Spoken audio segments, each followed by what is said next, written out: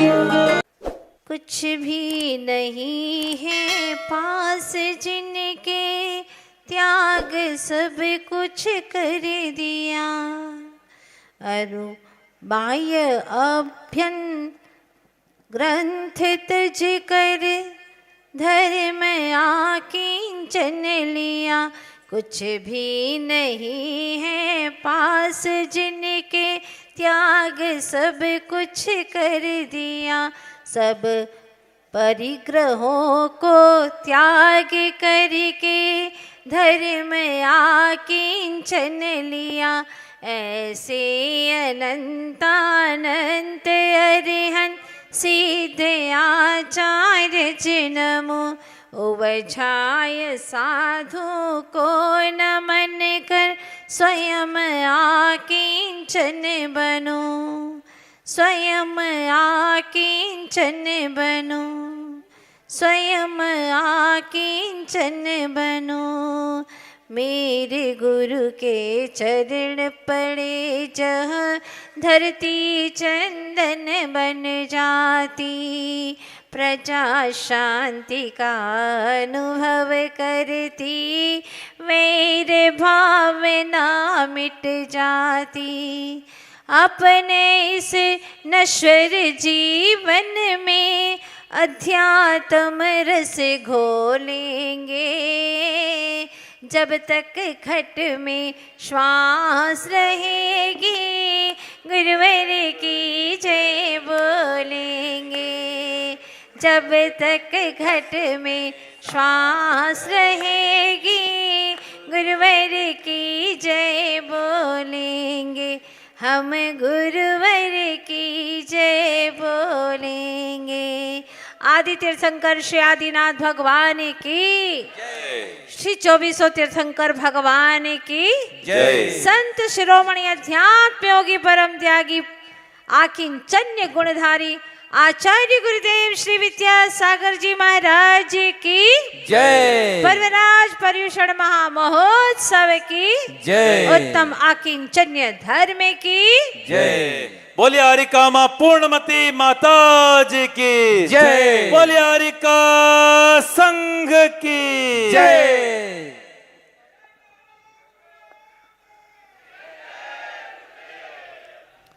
जिंदगी एक लंबा सफर है रात का, कौन कितना चल सकेगा प्रश्न है इस बात का। कौन कितना चल सकेगा प्रश्न है इस बात का। कब किसे ठोकर लगे और टूट जाए सिलसिला, डाल से टूटे हुए फिर क्या पता उस बात का। क्या पता उस बात का। जिंदगी एक लंबा सफर है रात का। इस अनादि के लंबे सफर में एकाकी यात्रा कर रहे हैं। सुख और दुख का अकेले ही संवेदन करते हैं, फिर भी मानते नहीं हैं। इस बात को स्वीकारते नहीं हैं कि मैं अकेला हूं। मन मानता नहीं है, मनाने की कोशिश भी नहीं करता। जैसा है उसी में ही मजा मान करके जिंदगी चलाए जा रहा है। प्रश्न है हमारे सामने, एक डिब्बे में शक्कर भर दो तो डिब्बा भी भर जाता है। बोरी के अंदर गेहूं डाल दो तो बोरी भी भर जाती है। तिजोरी में रत्नाभूषण भर दो, रुपये पैसे भर दो तो तिजोरी भी भर जाती है। पेट में रोटी भर दो तो पेट भी भर जाता है। लेकिन एक प्रश्न ये है कि मन में क्या भरे कि मन हमेशा के लिए भर जाए। क्या भरे, ऐसी क्या चीज भरे कि मन तो खाली का खाली है। जितना डालो पेट भरता ही नहीं। ट्रक में कितना वजन होना चाहिए इसका भी एक कानून है। बैलगाड़ी है, पशुओं की सवारी करते हैं, उसका भी एक नियम कानून है कि कितना भरोगे कितना लदोगे उसके ऊपर। ट्रेन के डिब्बे में कितने मुसाफिर होना चाहिए उसकी भी संख्या नियत है। बस में यात्रियों की संख्या नियत है, रिक्शे में संख्या नियत है। कितना पैसा बैंक में रह सकता है मोदी जी ने ये भी तय कर लिया। पर मन में कितनी मूर्छा, कितनी आसक्ति होना चाहिए। नरेंद्र मोदी की तो बात मानते हो, पर जिनेंद्र स्वामी की बात नहीं मानते। जिस जिनेंद्र स्वामी के राज्य में तुमने जिन शासन में जन्म लिया है, उनकी बात को स्वीकार करो, हमेशा हमेशा के लिए दुखों से छुटकारा मिल जाएगा। अगर देश को आनंदित करना है, विकासशील बनाना है, तो ये सारे कानून बनाए गए और असंख्य आत्म प्रदेशों को आनंद से तरबतर करना है, तो जिन शासन में जिनेंद्र स्वामी के द्वारा कहे गए मार्ग पर चलना ही होगा। लेकिन यह जीव चलना नहीं चाहता।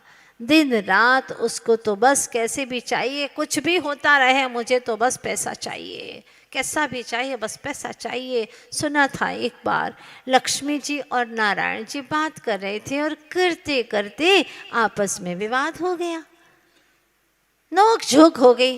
नोक झोंक छोटी मोटी होते होते फिर थोड़ा सा विवाद हो जाता है।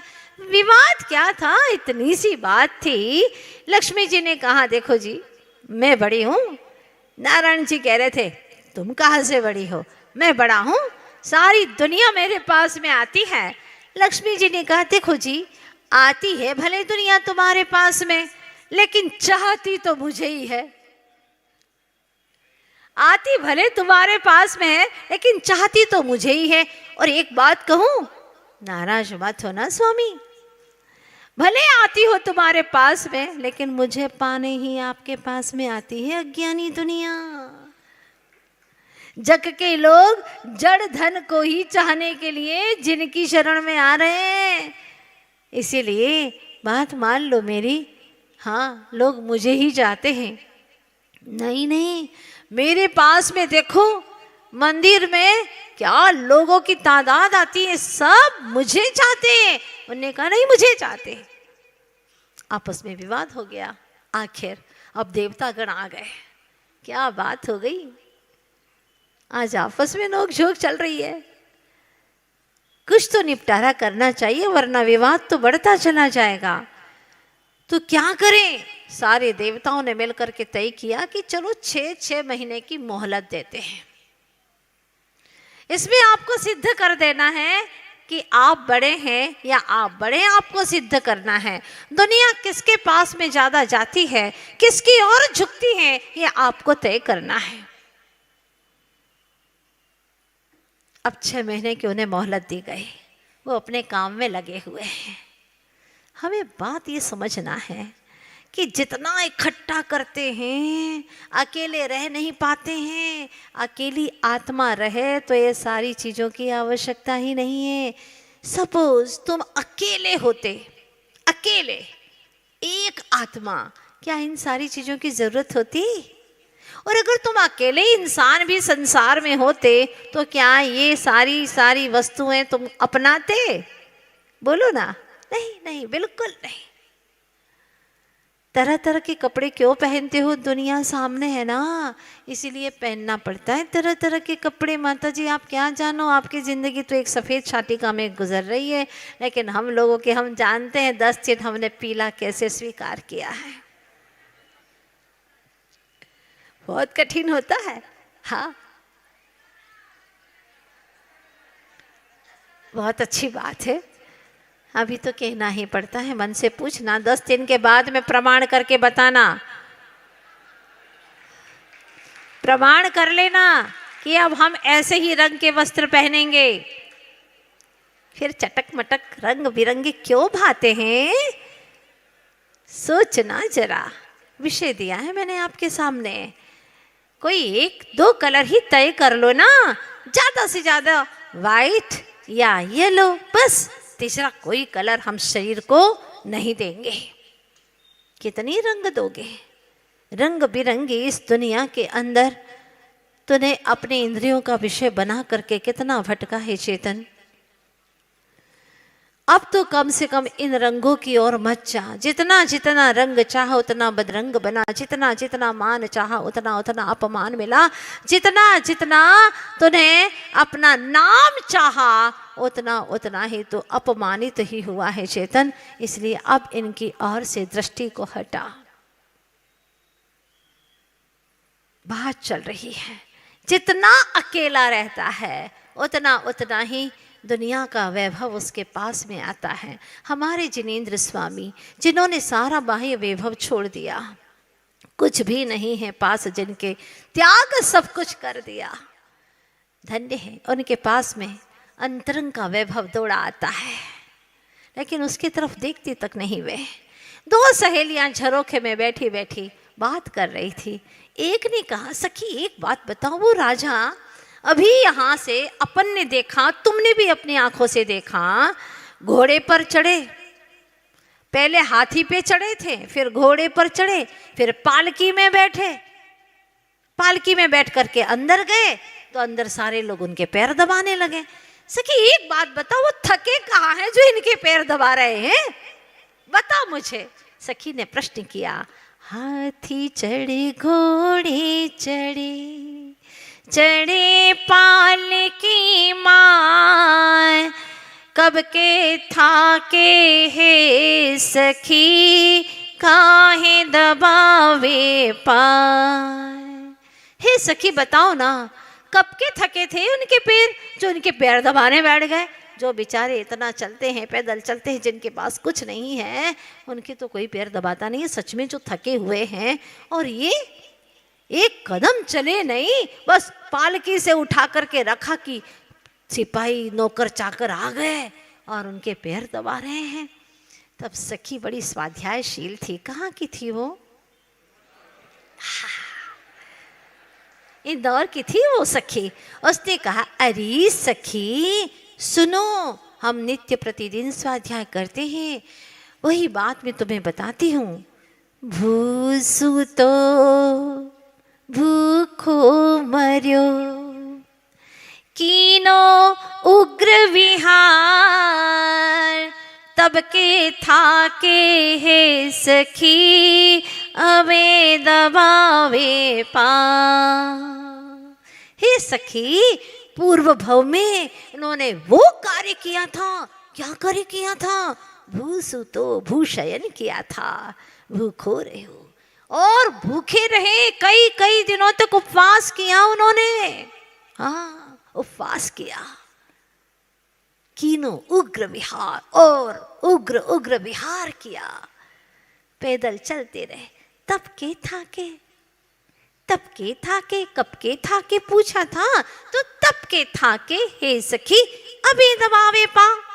वो तब के थके हुए है ना, वो जो वैभव छोड़ करके उग्र विहार करते रहे, भवनों को छोड़ करके वनों में निवास करते रहे, सखी तब के थके आज इनका यह पुण्य का सैलाब छप्पर फाड़ करके आ रहा है, और उनके ये सब लोग सेवा करने के लिए तरसते। एक बार स्पर्श करने को तो मिल जाए। गुरुदेव आचार्य श्री विद्यासागर जी महाराज, उनकी वैयावृत्ति करने मिल जाए, ओहो उस रात तो नींद नहीं आती। ऐसे आनंद का पारावार नहीं रहता। इतनी खुशियां होती, आहार दे दो, लगता आज ये हाथ पाना सार्थक हो गया।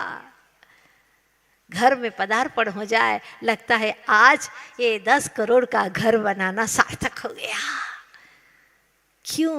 भूसु तो भूखो रेओ, कीनो उग्र विहार, तब के थाके हे सखी, अबे दबावे पा। वाह, यही बात आचार्य भगवान लिखते हैं। ममेदम अभिसंधि निर्वृत्ति राकिंचन्यम, ये मेरा है। ऐसी जो अभिप्राय में, ऐसी बुद्धि में जो पड़ा हुआ था, उसकी निवृत्ति कर लेना, उसका त्याग कर देना। निवृत्ति राकिंचन्यम, उसकी निवृत्ति कर देना कि मेरा कुछ नहीं है। I am only soul, soul, only soul. Flight of the lone to the lone, अकेले की तरफ अकेले की यात्रा में चल पड़े थे। जो अकेले में रहना नहीं चाहता, हाँ उसको असंख्य में रहना पड़ता है, असंख्य नारकियों के बीच में रहना पड़ता है। ध्यान देना, हे साधक में कहा है, हे साधक जब तुम नितांत अकेले होते हो, हे साधक जब तुम नितांत अकेले होते हो तब कर्म भी तुम्हारा साथ नहीं देते हैं।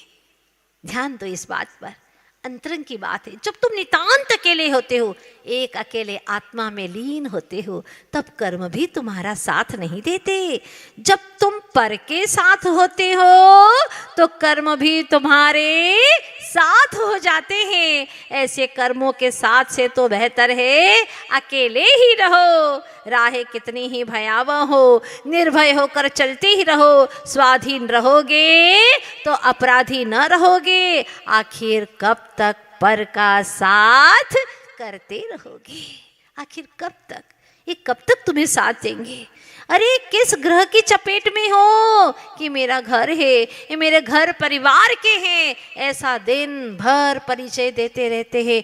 कोई शख्स ऐसा नहीं मिला जो ये परिचय दे कि मैं एक अखंड आत्मा, अनंत गुणों का मेरा परिवार, और इस परिवार का परिचय देने की कोई ज़रूरत ही नहीं है। इसके लिए कोई शब्द की ज़रूरत नहीं है, अनुभूति की आवश्यकता है। कहा है साधक में, हे साधक किस ग्रह की चपेट में हो? क्या आप परिग्रह की चपेट में हो? दिखावे के लिए कुछ छोड़ा, ध्यान दो, दिखावे के लिए कुछ छोड़ा, कुछ पर बहुत कुछ के चक्कर में पड़ गए हो। अगर ख्याति पूजा प्रसिद्धि के चक्कर में पड़े हो तो कुछ तो छोड़ा और बहुत कुछ के चक्कर में पड़े हो। स्वयं का पता भूले पर औरों का पता लगाने में लगे हुए हो। कुछ तो विचारो, अहो साधक कुछ तो विचारो, निज को निहारो। यह मत कहो कि ये तो सब ऊपर ऊपर चल रहा है।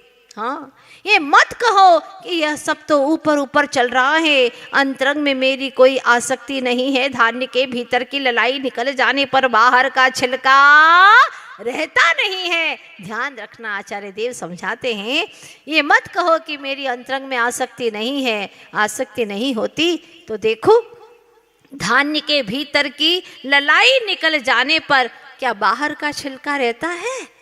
नहीं रह सकता। बाहर का छिलका रहता नहीं है। व्यर्थ में क्यों होते हो बेचैन? यदि पाना चाहते हो सुख चैन तो मत करो परमाणु मात्र से भी राग। यही है परमानंद को पाने का मात्र एक और एक वीतराग मार्ग, और कोई दूजा मार्ग नहीं है। पर को किंचित भी पाने की कामना है तो किंचित भी है तो चिंतित है। क्या कहा? किंचित भी है तो चिंतित है। एक लंगोटी बोलते हैं ना आप लोग कुछ पूजन में, तन में हाँ चाह लंगोटी की मन भाले। हाँ, अगर एक भी लंगोटी की चाह है तो वह एक लंगोटी की चाह पता नहीं कितने कितने संसार को बसा देगी। इसीलिए अंतरंग से निर्ग्रंथ होना है। वह परेशान है जिनको दुनिया से लेना है, लाओ लाओ लाओ, और वो मस्त दिल है जिन्हें अब कुछ भी पाना नहीं है। धन्य है वे जिन्हें अब कुछ भी पाना शेष रहा ही नहीं। राजा जब युद्ध से लौट करके आने वाले हैं, महल में प्रवेश करने ही वाले हैं, एक दिन पूर्व 4 सिपाही को भेजा और कहा रानी साहिबा से पूछ करके आओ कि वह इस विजय के अभियान में क्या चाहती हैं। उनकी हर इच्छा पूरी कर दी जाएगी, पूछो उनसे। प्रथम रानी से पूछा, उसने कहा कि राजा साहब को मालूम है कि मुझे क्या पसंद है, मैं अच्छे से अच्छे वस्त्र चाहती हूँ। ठीक है। दूसरी से पूछा, उसने कहा उन्हें बहुत अच्छे से ज्ञात है कि मैं आभूषणों से कितना प्रेम करती हूँ, मेरे लिए एक से एक सेट लेकर के आए, कह दीजिएगा। तीसरी से कहा तो उसने कहा कि मेरी इच्छा तो है बहुत अच्छे से अच्छे पकवान मिल करके हम पूरा परिवार खाएं, बस ये मेरी भावना है। और चौथी से पूछा तो उसने कहा कि देखिए मेरे स्वामी से कहिएगा कि वो शीघ्रता से यहाँ आ जाए, बस मैं उन्हें एक नज़र प्रेम से देखना चाहती हूँ, इन नयनों को तृप्त करना चाहती हूँ, मुझे इनके सिवा कुछ नहीं चाहिए। उनसे कह दीजिएगा कि वो शीघ्रता से बस एक दर्शन मुझे दे दे, इनके दर्शन के लिए नयन प्यासे हैं। मालूम है राजा ने क्या किया? जब भी वह नगर में आए तो सबसे पहले वह चौथी रानी के पास में गए, जिसने मात्र राजा की तमन्ना की थी, जिसने मात्र अपनी चेतना की प्यास जगाई है, उसको सब कुछ मिल गया। जिसे राजा मिल गया उसे और क्या चाहिए? जिसे चेतन राजा मिल गया और क्या चाहिए? ये सारी सुख सुविधाएं तो पल भर की है, पुण्य है तो भोग पाओगे, वरना नहीं भोग पाओगे। लेकिन धन्य है वह जिसने कुछ भी नहीं मांगा। और हम हैं क्या है? दिन भर सोचते रहते हैं, चाह चाह चाह, इच्छाएं, कामनाएं। इसीलिए आचार्य भगवंतों ने कहा कि 10 जो विकार हैं उनको विदाई दो, तभी 10 धर्म हमारे भीतर में प्रादुर्भूत हो पाएंगे। क्रोध, मान, माया और लोभ एक गए कि क्रमशः उत्तम क्षमा, मार्दव, आर्जव और उत्तम शौच धर्म प्रकट हो जाता है। 5 पाप गए कि 5 धर्म प्रकट हो जाते हैं। हिंसा का जैसे ही परित्याग हुआ उत्तम संयम धर्म प्रकट हो जाता है। झूठ का त्याग किया उत्तम सत्य धर्म प्रकट हो जाता है। चोरी का त्याग किया तो त्याग धर्म प्रकट हो जाता है। कुशील का त्याग किया उत्तम ब्रह्मचर्य प्रकट हो जाता है। और परिग्रह का त्याग किया तो उत्तम आकिंचन्य धर्म प्रकट हो जाता है। लेकिन क्या करो, ये धर्म तभी प्रकट हो पाते हैं ना जब तक इच्छा की नागिन है, तब तक तो प्रकट हो ही नहीं पाते। इच्छा नागिन अगर हमारे हृदय से निकल जाए, हमारी चेतना से निकल जाए तो सारे ही धर्म प्रकट हो सकते हैं। तो इच्छा चली जाए तो उत्तम तप धर्म प्रकट हो जाए। इस तरह से 10 धर्मों को प्रकट करने के लिए आचार्य देव हमें पुकारते हैं, अहो चेतना जागो, बध्यते मुच्यते जीवः सममो निर्ममः क्रमात् तस्मात् सर्व प्रयत्नेन निर्ममत्वं विचिन्तयेत्। आचार्य भगवत पूज्यपाद स्वामी कहते हैं, बंधोगे, कर्मों से बंधोगे, संसार में बंधोगे, संसार को बढ़ाओगे अगर ममता को रखोगे। इसका मतलब किसी की अगर गृहिणी का नाम ममता, उसको छोड़ देना, ये नहीं कह रही हूं मैं। हाँ, अंतरंग में जो ममता है उसको छोड़ना है, उसको तजना है। नहीं तो आज जा करके कह दोगे कि आज मेरा, परेशान तो था ही पहले से ही, लेकिन प्रवचन का बहाना लेकर के और कह दिया कि आज से मैं तलाक ले रहा हूँ। अंतरंग से ममता जो हमें डस रही है, इस आत्मा को डस रही है, हर समय मोहित कर रही है, उस ममता को तिलांजलि देना है। ममत्व और समत्व ये 2 चीजें हैं। समता आएगी तो विमुच्यते, कर्मों से छूटता चला जाएगा, और ममता आएगी तो बंधता चला जाएगा। बध्यते मुच्यते जीव सममो निर्ममः क्रमात्। और बच्चा तो देखो ना, बचपन से ही मम मम मम मम करना शुरू कर देता है। 4-8 महीने का हुआ, 8-9 महीने का होता होगा, बोलता होगा ना, मुझे तो आइडिया नहीं है, आप लोगों को होगा। 8-9 महीने का, 10 महीने का हो गया, अब वह मम मम बोलता है। शुरुआत मम मम से कर देता है। अभी यहाँ पूजन में भी बोलते हैं मम मम मम मम, भौरा बोलता रहता है, ऐसे ही। तो मम मम कहता मेरा मेरा मेरा शुरू हो गया। इच्छाएं तो थी ही, इस जीव के अंदर अनादिकाल से पड़ी हुई हैं, और अब मम मम कहना शुरू कर देता, मेरा मेरा मेरा। बस ये जो ममत्व भाव है वो ही खतरनाक है। सममो निर्ममः क्रमात् तस्मात् सर्व प्रयत्नेन निर्ममत्वं विचिन्तित। इसीलिए आचार्य कहते हैं कि अब कुछ भी करो इस भाव में, एक पुरुषार्थ करो, निर्ममत्व होने का पुरुषार्थ करो। और निर्ममत्व होने का उपाय जहाँ मिले वहाँ दौड़ते चले जाओ। इससे बड़ा और हमारे जीवन का अनमोल धन कोई हो ही नहीं सकता। जहाँ पर अहितकारी बातें हो वहाँ एक पल भी खत्म नहीं करना हमें। जहाँ आत्मा की हितकारी बात हो वहीं पर हमें समय गुजारना है, समय को देना है, ताकि हम समय को पा सकें। जब उस विद्वान को चांटा मारा, जब उसको चाटा मारा विद्वान को तो उसने रेत के ऊपर लिख दिया, और जब वह विद्वान अचानक गिर गया और एक व्यक्ति ने उसे थामा, उसका नाम पूछ करके एक पत्थर के ऊपर लिख दिया, उकेर दिया उसे। पूछा गया, उसके मित्र ने पूछा कि आपने ऐसा क्यों किया, दोनों का नाम अलग अलग, एक का रेत पर और एक का पत्थर पर क्यों उकेरा। उन्होंने कहा कि जिसको मैं बनाए रखना चाहता हूँ, जो अच्छी बातें हैं उसकी धारणा करना चाहता हूँ, जो अच्छे जिन्होंने हमारा उपकार किया है उसका नाम हमेशा मेरे जीवन में बना रहे, जिन्होंने उपकार किया है, इसलिए मैंने पत्थर के ऊपर लिख दिया।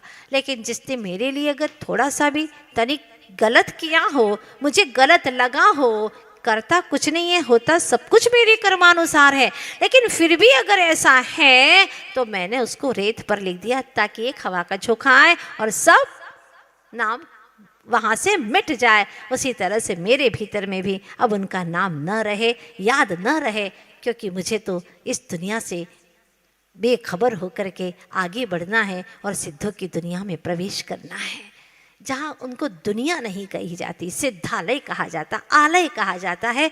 उस स्थान पर जाना है, मुझे निश्चिंत होना है, निर्ममत्व होना है, और यही मात्र एक उपाय है कि पहले बुरे बुरे विचारों को छोड़ते जाओ। जिसने बुरा भी किया है उसको पूरी तरह से विस्मरण कर दो, तभी आप चैन की जिंदगी जी सकते हैं। देखिए ना, सो जाते हैं फुटपाथ पर अखबार बिछाकर, सो जाते हैं फुटपाथ पर अखबार बिछाकर। मजदूर कभी नींद की गोली नहीं खाते हैं। क्यों नहीं खाते? क्योंकि उनके अंदर इतना समय ही नहीं है, दिन भर मेहनत मजदूरी करते हैं और कोई ऐसा दिमाग में विचार आता ही नहीं जिससे कि उनको रात को नींद ना आए, इसलिए उनको गोली खाने की आवश्यकता भी नहीं पड़ती, थक करके सो जाते हैं। और यहाँ कितने लोग ऐसे रहते हैं जिनको नींद ही नहीं आती, क्योंकि दिन भर में इतने सारे विकल्प दिमाग में भरे हुए हैं, न दिन में चैन है न रात में चैन है, फिर न भगवान की भक्ति में मन लगता है और न ही आत्मचिंतन कर पाते हैं। ऐसे ही पूरा जीवन बीत जाता है और अपने चेतन की सुध आती ही नहीं है। आचार्य देव पुकारते हैं, जैसे तिल में तेल है, ज्यों चकमक में आग, तेरा प्रभु तुझ में बसा, जाग सके तो जाग। हे चेतनात्मन, अब जाग सके तो जाग ले। तेरा चेतन, तेरा जो प्रभु है वो तुझ में ही बसा हुआ है। जैसे कि तिल में तेल है, जैसे चकमक पत्थर होता है उसमें आग है, उसी तरह से तेरा प्रभु तुझ में बसा है। तो पर वस्तुओं को, पर पदार्थों को चाहे कितना इकट्ठा कर ले, उससे विकल्प बढ़ेंगे, उलझने बढ़ेंगी, समस्याएं बढ़ेंगी। बोलो सच है कि नहीं है? समस्या खुद बढ़ाते हैं और कहते हैं कि इन्होंने मेरे लिए एक समस्या और खड़ी कर दी, जबकि हम स्वयं ही समस्याएं खड़ी करते, ऐसे वस्तुएं एकत्रित करते हैं और फिर दुखी हो जाते हैं।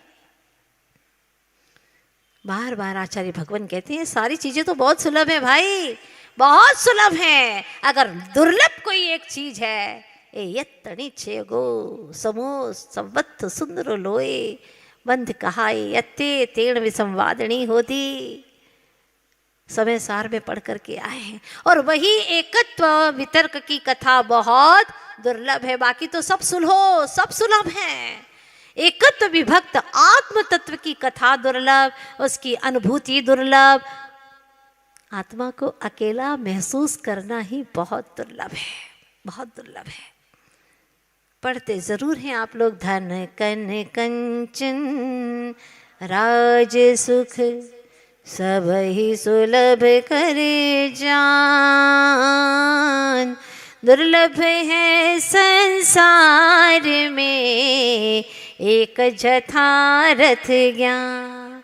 एक यथार्थ ज्ञान, बस वही दुर्लभ है। यथार्थ ज्ञान, सही ज्ञान, सही समझ बहुत दुर्लभ है। ये धन दौलत तो कभी भी गाढ़ा हुआ धन भी मिल जाएगा, तुझे पुण्य का तीव्र उदय है तो कहीं न कहीं से थोड़ा सा भी पुरुषार्थ करेगा, मेहनत करेगा और धन मिल जाएगा। और अगर पुण्य नहीं है पल्ले में तो धन नहीं मिलेगा। लेकिन पुण्य और पाप से परे एक ऐसा भी पदार्थ है जो मात्र अंतरंग की रुचि से प्राप्त होता है वह है तेरा निज परमात्मा। और वो एक बार दिख गया तो फिर तुझे बाहर के जड़ धन की कोई आवश्यकता नहीं है। ऐसे होते हैं संत जिन्हें बाहरी धन दौलत की परिग्रह की कोई आवश्यकता नहीं रहती, वह अपने ही निज ग्रह में विराजमान रहते हैं। आचार्य भगवान ने कहा था, मुझको फूलों से प्यार नहीं। आचार्य भगवान क्या कहते हैं? मुझको फूलों से प्यार नहीं, मैं कांटों का दीवाना हूँ, क्योंकि उनकी राह तो कांटों की है। मुझको फूलों से प्यार नहीं, मैं कांटों का दीवाना हूँ। बस ज्ञान दीप को जलते रखना, मैं उसका ही परवाना हूँ। मिट जाऊँ ऐसी चीज नहीं, मिट जाऊँ ऐसी चीज नहीं, बिक जाऊँ ऐसी वस्तु नहीं। सबके मन की मैं कर दूं ऐसा कोई ताबीज नहीं। मैं अपनी ही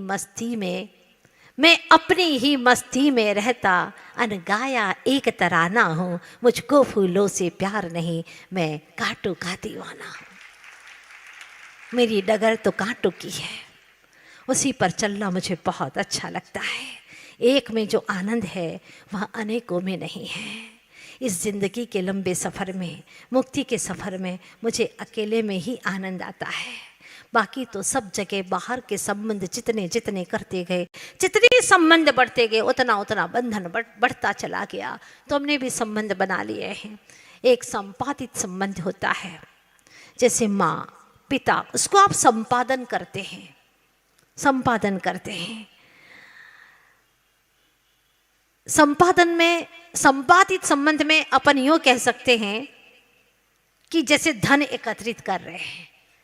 माँ बाप को तो लाया नहीं जाता, वो कर्म के हिसाब से मिलते हैं ना, उनको सांसारिक संबंध में डाल देते हैं। सांसारिक संबंध है वहाँ। संपादित संबंध वह है जिसको आप संपादन करते, धन प्रतिष्ठा आदि आदि, ये सब कुछ संपादित संबंध, दोनों एक जैसे ही लगते हैं, है संसार में ही। सांसारिक संबंध, संपादित संबंध। लेकिन इन दोनों से हट करके तीसरा संबंध है जो बहुत महत्वपूर्ण है, वह है शाश्वत संबंध। शाश्वत संबंध आत्मा का ज्ञान दर्शन आदि गुणों से। सारा आनंद ज्ञान का है। अगर अभी आप नहीं समझते तो कुछ आनंद होता क्या? प्रत्येक समय तुम्हारे ज्ञान का आनंद है। तुम जितना समझते हो ना उतना ही तुम्हारा आनंद है। आत्मा में जो उपयोग है उसका आनंद है। संसार तो शोकमय है, जीवन सारा भोगमय बीत रहा है, और जितना भी संयोग है वह वियोगमय हो रहा है। लेकिन आत्मा एक ऐसा है जो कि उपयोगमय है, उपयोगमय है, ज्ञान दर्शनमय, उसी में आनंद है। नहीं समझते तो ये जड़ वस्तुओं को कहाँ आनंद है ही नहीं। ना सुख है, ना दुख है, ना आनंद है, कुछ भी नहीं है। इसीलिए अपने ज्ञान के साथ में अपना जीवन आनंद से शाश्वत काल तक के लिए आनंदमय बिताना है। तो वह क्षण कब मुझे प्राप्त हो, ऐसा अकेलापन चाहिए। अकेले तो कई लोग हो जाते हैं, गुस्से में भी आकर के कहते हैं मुझे अकेले रहने दो। हाँ, मुझे नहीं रहना किसी के साथ में, मुझे नहीं देखना किसी को भी। गुस्से में कह रहा है। उस ना समझ को कैसे समझाए कि तुम अकेले नहीं हो, तुम्हारे साथ में तुम्हारा बाप बैठा है। कौन सा? गुस्सा, क्रोध। हाँ, ये सबसे बड़ा तुम्हारा क्या कहे खतरनाक दुश्मन है तुम्हारा, वो बैठा हुआ है। कहाँ अकेले हो? जब ये भी निकल जाते हैं, निष्कषाय हो जाते हैं, तब कहीं वह अकेला हो जाता है। और जब अकेला हो जाता है तो आचार्य देव कहते हैं यथाख्यात संयम को धारण कर लेता है। तब यथाख्यात संयम की प्राप्ति होती है, वह दशा प्राप्त होती है। क्या करें, मोह का बोझ है, बोझ बहुत है। क्यों लिए लिए घूमते हो? वो क्या करे माता जी, अब बोझ तो लेना ही पड़ता है। तो ठीक है, ढो फिर। मज़ा भी आ रहा है, कहने में भी मज़ा आता है, बहुत मज़ा लेता है। और आचार्य देव कहते हैं महाराज मुझे शांति चाहिए, शांति का कोई सूत्र बता दो। ठीक है, आ जाना परसों, बता देंगे तुमको शांति का सूत्र। और संत ऊपर पहुंच गए पर्वत के ऊपर और कहा नीचे कि अब आ जाओ, तुम बताएंगे सूत्र, यहीं से बता दो, यहीं से नहीं, ऊपर आ जाओ फिर बता देंगे। तो ठीक है, बड़ी मुश्किल से चढ़ना होगा, इतना लंबा पहाड़ है, ऊंचा पहाड़ है। जाता है कि संत कहते हैं रुको रुको, अभी ये जो पत्थरों की बोरी है ना, उसको लाद करके लाना है तुम्हें, ऐसे नहीं आओगे, ऐसे थोड़ी शांति के सूत्र मिलते हैं। इस पत्थरों की बोरी को पकड़ करके लेकर के आओ। ठीक है, कितनी मजबूरी है, लेकर के चला गया। अब थोड़ा सा चढ़ाई था कि बहुत बोझ लगने लगा। धीरे से उसने ऐसे ऐसे करके बोरी का छेद थोड़ा सा बना दिया। इसके बाद में फिर और बड़ा बना दिया। क्या पता, पर संत की तो नज़र में सब कुछ था। और एक एक पत्थर गिरने लगा, उसमें से एक एक पत्थर गिरने लगा, उसको साता पड़ने लगी और ऊपर तक पहुंचा। तब तक तो पूरी बोरी खाली हो गई। संत ने कहा बहुत चतुर हो, बहुत होशियार हो, सारी बोरी खाली कर दी ना तुमने। पकड़ में आ गया, कहता है क्षमा करना, क्या करूं, ये बोझ मुझसे सहा नहीं गया और आपने ऊपर तक बुलाया था, मुझे आना भी था। तो यही मैं कहना चाह रहा था, शांति का सूत्र तो तुम्हें मिल ही गया होगा। कैसे मिल गया? आपने तो कुछ बोला ही नहीं, इतना बोझ और लाद दिया, सूत्र तो दिया ही नहीं। सूत्र मिल गया ना तुम्हें। ये जब तक बोझ है तब तक शांति नहीं है। बोझ खाली कर दिया तो शांति पड़ गई। ग्रहण भाव को जो रखते हैं नीचे जाते दिखते हैं। ग्रहण भाव को जो नहीं रखते ऊपर जाते दिखते हैं। तराजू की पलड़ी के समान जिंदगी का कोई ठिकाना नहीं है। और ग्रहण करते जा रहे हो, और ग्रहण करते जा रहे हो, लाओ लाओ लाओ। अरे भैया 10 दिन आराधना कर लो आदिश्वर प्रथम तीर्थंकर की। लाखों करोड़ों भी दोगे ना तो सामूहिक में जो भावों की विशुद्धि होती है वो तुम्हें मिलने वाली नहीं है। ऐसा पवित्र अवसर कहाँ मिलेगा? लेकिन क्या है, क्या है 10 बजे दुकान खोलते हैं ना माता जी। अरे 10 से 10:30 बजे खोल लेना, क्या फर्क पड़ेगा। 10 बजे तक विधान होने वाला है, बैठ जाओ। अपूर्व विशुद्धि होने वाली है, न भूतो न भविष्यति। आचार्य भगवान ने पहली बार जब ये विधान किया तो गुरुदेव ने आशीर्वाद दिया था कुंडलपुर में ये विधान करने के लिए, और ये कहा था कि ज्यादा से ज्यादा लोग घर घर में करें, ऐसा प्रचार हो जिससे कि सब भव्य जीवों की विशुद्धि बढ़े। और सच में गुरुदेव का क्या आशीर्वाद मिला। हजारों नहीं लाखों लोगों ने घर में बैठ बैठ करके ये विधान किया लॉकडाउन के टाइम पर। अब तो साक्षात यहाँ पर वह विधान होने वाला है। इसलिए आज प्रवचन के बाद में हम 5 मिनट का समय देंगे आपको। शीघ्रता से आप लोग अपने भावों को यहाँ पर प्रेषित करेंगे, अवसर आपको दोबारा नहीं मिलेगा। और मैंने गुरुदेव की आज्ञा से ही अभी तक जो करती आई हूँ, गुरुदेव की आज्ञा से, उनके आशीर्वाद से, और वह उनका आशीर्वाद कभी निष्फल नहीं जाता, पूर्ण तरह फलीभूत होता है। ये मैंने आज तक देखा है। आप लोगों से पूछना चाहती हूँ, सामान कितने साल का है, धन दौलत कितने वर्ष तक खा सकती हो, इतना इकट्ठा करके रखा है? माता जी ज़्यादा कुछ नहीं, बस 4-5 पीढ़ी चलेगा, ज़्यादा तो नहीं चलेगा। देखने आओगे मुड़ करके? क्या करेंगे वो? बहुत मौज मस्ती में रहेंगे तुम्हारे जाने के बाद में, जिनके लिए तुम इतना इकट्ठा करके जा रहे हो। कहा है कवियों ने, आगाह अपनी मौत का कोई बसर नहीं, सामान 100 बरस का पल की खबर नहीं, पल की खबर नहीं है। इसीलिए बार बार जैनागम कहना चाहता है कि इस मोह का बोझ अब कम करते चले जाओ, मूर्छा को घटाते चले जाओ। एक बार आचार्य भगवान से किसी ने पूछा कि आचार्य भगवान आपके पास में कुछ भी नहीं है, फिर भी आप बहुत सुखी प्रसन्न, हर वक्त बिल्कुल मुस्कान, क्या आपका जीवन है? राज जानना चाहते हैं। आचार्य जी ने कहा अकेले में आ जाना। हाँ, अकेले में आ जाना। बड़ा खुश हुआ, इतना खुश, और पहुंच गया अकेले में। वहां पर तो नारियल रखे हुए थे, श्रीफल रखे हुए थे, एक सूखा था और एक गीला दिखाई दे रहा था। आचार्य भगवान ने कहा कि मेरे सुख का, आनंद का राज जानना चाहते हो? इन दोनों को देख रहे हो? देखो इसको, कैसा है ये? महाराज ये तो बज रहा है पानी इसके अंदर। अच्छा ठीक है। और ये तो सूखा है, गोला बज रहा है। ठीक है, अगर इनको अलग करेंगे तो ज्यादा समय किसमें लगेगा अलग करने में? महाराज स्वाभाविक है, जिसमें पानी है उसमें तो बहुत ज्यादा समय लगेगा अलग करने में। और पूरा अखंड निकलेगा क्या? नहीं नहीं नहीं, अखंड नहीं निकलेगा, बस वो चिपका हुआ है। जितना पर पदार्थों से चिपका रहेगा उतना ही टूटेगा।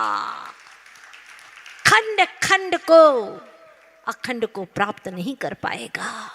गाते रहोगे, अक्षयपुर का, अखंडपुर का वासी होकर खंडित सुख को चाहा, नंत बार धिक्कार मुझे है, निज स्वभाव से दूर रहा। प्रभु क्या हो गया? गुरुदेव तो ऐसी चोटी की बात करते हैं, चोटी की बात करते हैं। थोड़े से उदाहरण में व्यक्ति को समझ में आ गया। और दूसरे दिन आया श्रीफल लेकर के, दूसरे दिन आ गया, महाराज मैं भी आज से ये मूर्छा का त्याग करना चाहता हूँ, मूर्छा का त्याग करना चाहता हूँ, मुझे तो आप अपने जैसा बना लीजिए। पहली बार इतने से उदाहरण से इतना जीवन में असर पड़ा। आचार्य भगवान के पास में आ गया कि मुझे भी आप जैसा अकिंचन्य होना है, अब किंचित भी नहीं चाहिए। किंचित था तो बहुत चिंतित था महाराज, अब मुझे ये नहीं चाहिए। अब आपने प्रवचन में कहा था ना, घटा दे अपनी तृष्णा को, अगर दुख से बचा चाहे, सदा संतोष कर प्राणी, अगर सुख से रहा चाहे। क्या बात कही थी महाराज, मेरे दिल में बात बैठ गई है। अब मैं भी ऐसा बस सूखे नारियल जैसा निर्लिप्त निरीह वृत्ति का आकिंचन्य साधु होना चाहता हूँ। आचार्य भगवान ने उसे आशीर्वाद दे दिया, क्योंकि जानते थे कि ऐसे भाव जीवन में कभी कभार आते हैं और फिर ये विचार निकल गए तो फिर बहुत दुर्लभ है। अंत में वैसे भी जाना तो है ही, सब कुछ छोड़ करके, तो पहले जान समझ करके छोड़ दोगे तो कितना अच्छा होगा। नहीं तो लोग कहते हैं ना, जब तेरी डोली निकाली जाएगी, बिन मुहूर्त के निकाली जाएगी, ए मुसाफिर क्यों पसरता है यहाँ, यह किराए काम का तुझको मिला। क्या कह रहे हैं? क्यों पसर रहा है यहाँ पर? इस शरीर में कम पसरा है क्या? क्या भाषा से समझाते हैं? ये 3.5 हाथ के इतने शरीर में कम पसरा है क्या? तेरा स्वभाव तो देह से रहित विदेही होना है, इसलिए सब कुछ छोड़ दे। अब ये पैसा वैसा कैसा कुछ सब छोड़ दे चेतन।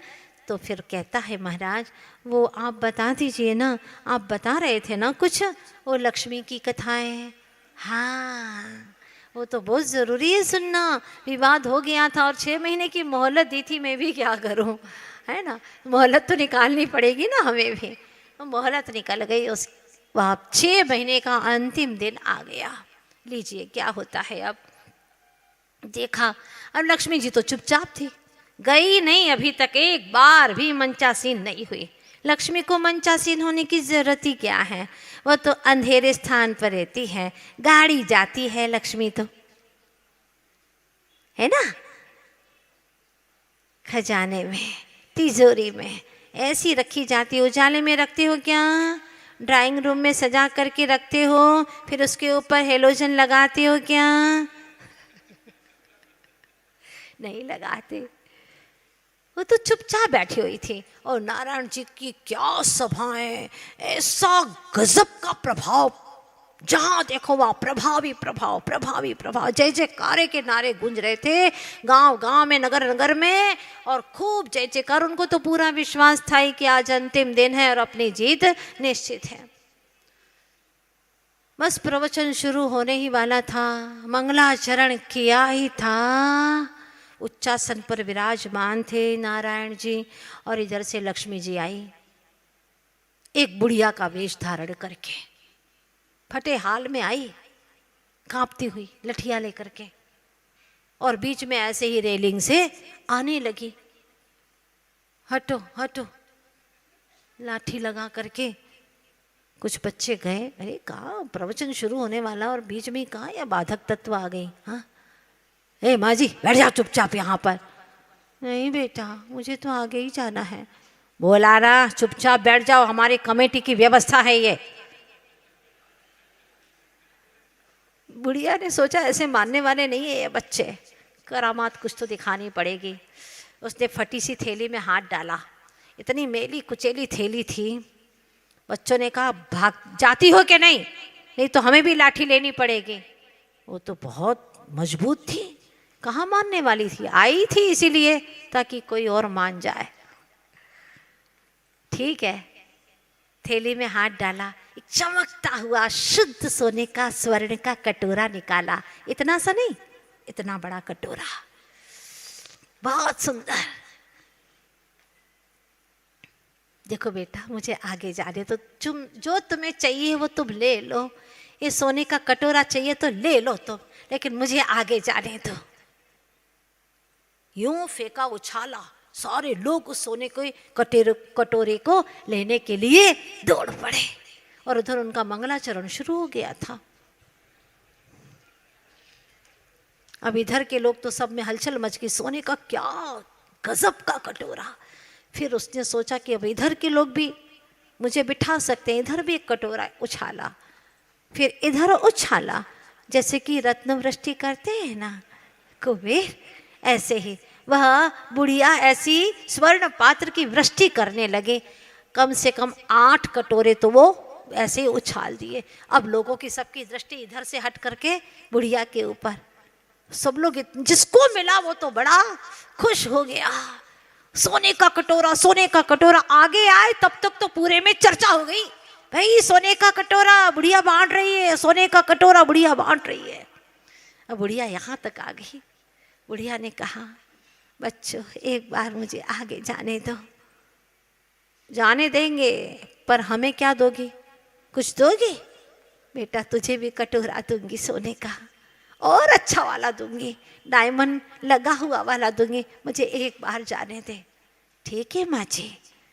दूसरे युवक आ गए, दूसरी संस्था वाले आ गए, तीसरी संस्था वाले आ गए, कॉलोनी नगर के आ गए, जैन कॉलोनी के आ गए, संगम नगर के आ गए, विजयनगर के आ गए। आहा, सारे कॉलोनी के बच्चे आ गए। माँ जी हमें भी है, माँ जी हमें भी है। अरे बेटा सबको दे रही हूँ, पर मुझे एक बार वहाँ पर पहुँचा दो मंच के पास में, मैं सबको एक एक कटोरा दे दूँगी। नहीं, हमको तो अपना अपना अलग अलग दे दूंगी बेटा। ये बुढ़िया ने वादा किया, कभी मुकरती नहीं है, सबको कटोरा मिलेगा, लेकिन एक बार मुझे वहाँ तक पहुँचा दो, मैं पास भी जाना चाहती हूँ उनके पास में। एक बार मेरी भी किस्मत खुल जाए, उनके पास जा कर के मुझे भी पहुँचा दो वहाँ। अब तो युवक आए जो बुढ़िया को भगा रहे थे, चिल्ला रहे थे, आइए माँ जी आइए, पधारिए माँ जी। भाषा ही बदल गई बच्चों की। पधारिए माँ जी। ए लोग हटो यहाँ से, हम तो आज के इंद्र बने हुए हैं ना। अरे इंद्र होंगे तुम आज के, बुढ़िया को आने दो पहले, चलो हटो हटो सब लोग हटो यहाँ से।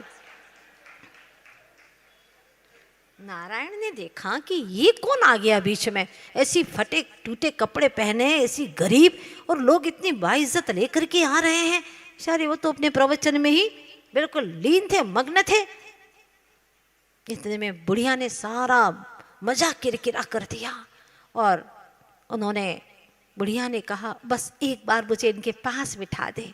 पर माँ जी तुम अच्छी नहीं लगोगी, देखो तुम्हें अच्छा नहीं लगा ना हो तो फिर मैं कटोरे नहीं देने वाली हूँ तुम्हें। हाँ, अगर तुम्हें मुझे कटोरा पाना हो तो ऊपर बैठा दो, एक बार ऊपर बैठा दो। और मैं भी है ना एक चीज़ बता दूंगी तुमको। क्या बताओगी माँ जी? मैं ये, तुम जानना चाहते हो ना बच्चों सब लोग? हाँ माँ जी, हम यही जानना चाहते थे ना कि आप इतनी गरीब हैं, इतने सारे सोने के कटोरे कहाँ से लाई हो? बेटा मैं सोना बनाने की, हाँ, सोना बनाने की सारी विधि जानती हूँ, रोज बनाती हूँ, बहुत सारे बना लेती हूँ मैं तो। अच्छा माँ जी, सोने के कटोरी बना ले, जो चाहो वो मैं तो बना सकती हूँ। सोना बनाना मुझे आता है, मैं विधि जानती हूँ। ओहो माँ जी, ये तो बहुत बड़ी बात है। बेटा एक बार मुझे ऊपर बिठाओगे तभी तो मैं बता पाऊंगी सारी जनता को। कैसे बताऊंगी? क्योंकि जो विधि बताता है वो गुरु होता है, और गुरु को नीचे बिठाओगे तो ज्ञान नहीं आएगा। इसलिए मुझे विनय से ऊपर बिठा दो तो मैं सारी सभा को सोना बनाने की विधि बता दूंगी। क्या हुआ, सुन रहे हो? हाँ, ऐसी सभा लगी, सारी की सारी उठ गई उस माँ जी के विनय के लिए। बिठाओ, पहले विनय करो मेरी, सब बैठे नहीं रहोगे, खड़े हो जाओ सब सभासदों, विनय करो, सम्मान के साथ में गुरु को इज्जत दो, तभी तो ज्ञान मिलेगा। सारी सभा खड़ी हो गई, बुढ़िया को हाथ जोड़ने लगी, निवेदन करने लगी, और फिर कहने लगी इनको उठाओ नीचे, पहले करो।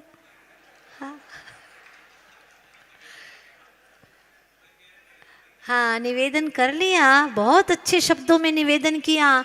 लेकिन नारायण ने कहने लगे नारायण जी, लेकिन मुझे क्यों नीचे कर रहे हो? नहीं नारायण जी, बहुत सुन लिया अब तुम्हारा, क्या मिला, क्या मिला ये बताओ। 5 महीने 29 दिन हो गए, आज 30वां दिन है, बहुत सुन लिया। और एक दिन में हमें वारे न्यारे करने वाली आई है बुढ़िया, हम तो इसी का सुनेंगे, माला माल करेगी ये बुढ़िया, हम तो इसी का सुनेंगे। आप उतरो। लेकिन मैं क्यों उतरूं? आज मेरा लास्ट डे है। हाँ, आज मेरा प्रवचन सुन लेने दो, बाद में कर लेना इसका। नहीं नहीं नहीं, बुढ़िया कहने लगी मेरे पास में ज़्यादा टाइम नहीं है, जल्दी करो भाई, बुढ़िया हूँ, मेरे से ज़्यादा खड़े रहते नहीं बनता, कहीं मरा गई तो विधि मेरे ही पास रह जाएगी। इंदौर के लोग थे, देरी है कहाँ पर, जल्दी करो। बुढ़िया ने जब कहा तो नारायण उठने को तैयार नहीं। सारे बच्चों ने ताकत से नारायण को पकड़ा, नीचे उतारा, लेकिन वो चुप रहने वाले थे नहीं। उनको उठा करके लोगों ने पंडाल के बाहर कर दिया और माँ जी को बिठाया उच्चासन। माँ जी का प्रवचन शुरू हुआ। अब आप लोग सोच रहे हैं कि माता जी वो प्रवचन हमें सुना दो। अभी बिल्कुल नहीं सुनाएंगे, भक्ता मर के विधान के 10 दिनों में सुनाएंगे।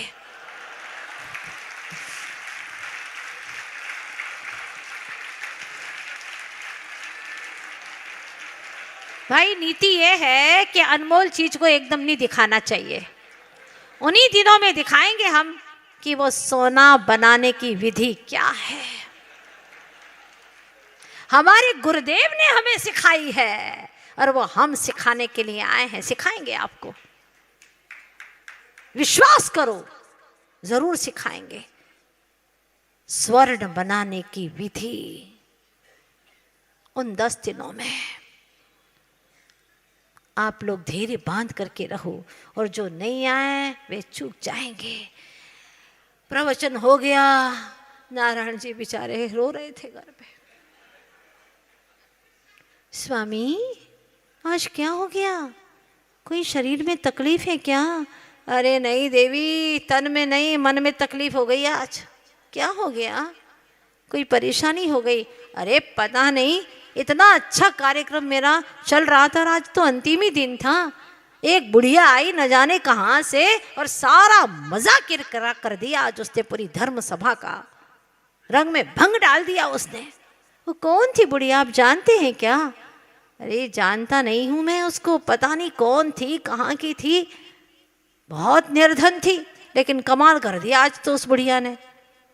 तो आपको हरा दिया? अरे हाँ, हरा ही दिया समझो, और क्या। लोगों ने आज मेरा बहुत अपमान कर दिया। आप नहीं जानते स्वामी?